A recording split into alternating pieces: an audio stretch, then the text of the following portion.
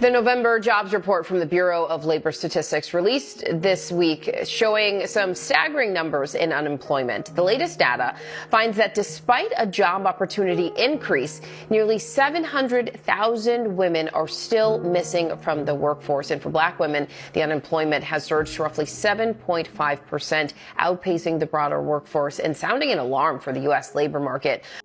So today is my first day being unemployed, and I got notice I was being laid off while on parental leave. Yeah.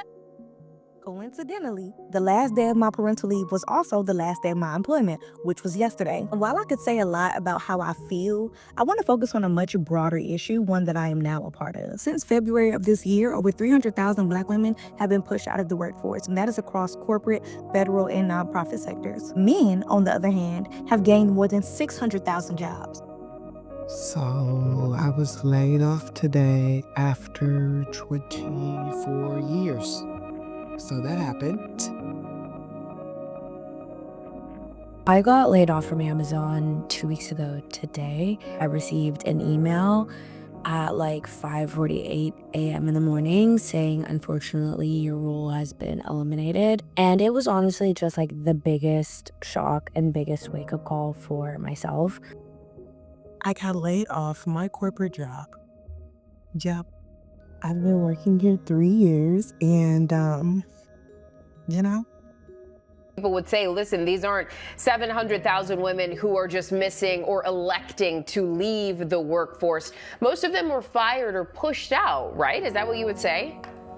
Absolutely. That's exactly what we've seen. So when we look at since the pandemic, 700,000 women overall are missing from the labor force. And in that same time frame, over 6 million women have actually become eligible to participate in the labor force. So reasonably, you would think that their labor force participation should increase, but that's not what we're seeing. And just since February, we've seen almost 100,000 men join the labor force. So you're really talking about not a personal choice, you're talking about structural exclusion. So why are Black women, you think, being affected at this level? And do you think that it seems that they're being specifically targeted? So today I woke up and, went to work, and I've been working from home for the last 5 years at this company, actually. We have had a lot of job cuts. I have been blessed enough to make it through a lot of them throughout the years based on performance and things of that nature. Or just, they've chosen to keep me or keep my team or whatever the case may be. But this time around, me and my department, majority of my department, I don't know if it's everyone, but it was a vast majority of us in that call, that they decided they were going to let us go because pretty much the company's kind of going under. Like, I have been getting asked, like, how do I feel? I feel fine. I feel fine. I guess it's just because in the back of my mind, I already knew it was something that was coming. Whether it was going to happen next year, around April when I was planning to do it myself, but I knew that this chapter of my life was coming to an end. It's been 3 weeks since I've been laid off my 156K cybersecurity job, and let me tell you, I was not ready for this. I didn't post my update right away because I've honestly been very sad about it, and I'm the type of person that doesn't like change, mostly because I'm high-key a control freak, and I eventually adapt, but this one just hit different because that morning I went into work at 7 a.m. for a project call, and by 9:30 I was told to go to hell. I was laid off yesterday to get ready with me when I have zero will to live. As if my 2025 cannot get any worse. I actually lost my job yesterday. It's actually not funny at all because I had the worst week ever. And I'm officially a statistic. I don't know how much I can say. They give vibes that they would. All I know is that the job market is trash. I'm screwed. Being single, unemployed, mentally unstable. It's not on my 2025 bingo card. I obviously have to look for a job. And I think the hardest part right now is like finding a job. I'm waiting to get into a dental hygiene program, so I'm actually just in limbo. I'm just a broke college student who's trying to build a better life for themselves. Well, that's what, I can't speak to what exactly is happening in terms of being specifically targeted. What I can tell you is that the numbers are staggering. When we look at Black women, over 600,000 have been economically sidelined. One of the things that we look at is that if you compare it to white women, Black women's labor force is about 5 times smaller than white women. If white women had been economically sidelined at the same rate as Black women, we would be talking about over 3 million white women. That's the entire labor force of Pennsylvania.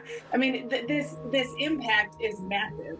That is so striking, especially when you put it, I mean, that simply in terms of the size of the workforce for white women in the state of Pennsylvania.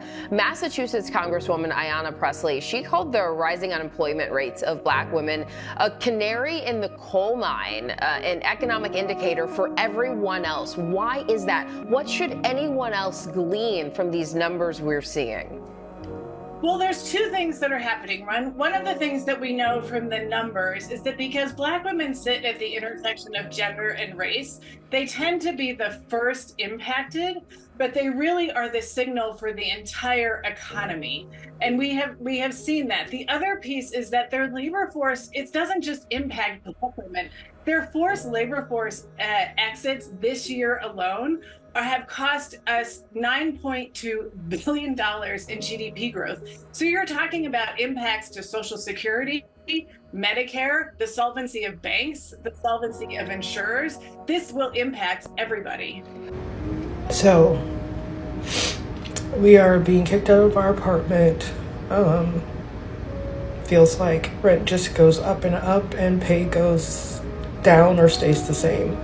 And I've been doing this for years, and it's just gotten so hard, and I feel like I have failed my kids, and I'm not sure where I'm going to go, but they're going to go to their grandmother's. I don't know. I guess I'm going to sleep in my car until I figure out what I'm going to do, because I don't have money for a hotel or anything like that. I spent it all on the car parts.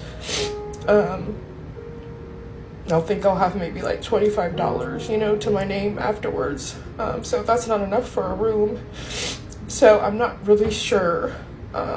Hopefully my car is running tonight. Maybe I could just lay the seats back in there, and I could use my blankets or something and sleep in there.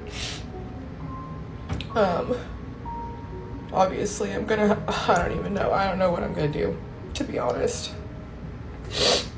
So there's that. 3 things I wish I would have known while being homeless. Number 1, always keep a car. If you keep a car, you technically have somewhere to stay, and you don't have to worry about sleeping on the streets. Number 2, never just go with anyone because they said that they're going to help you. I'm too trustworthy. And number 3, I'm still trusting in God. So I'm going to continue to trust in God because He's keeping me. So just follow this journey, because this journey is different from my first journey. Definitely different.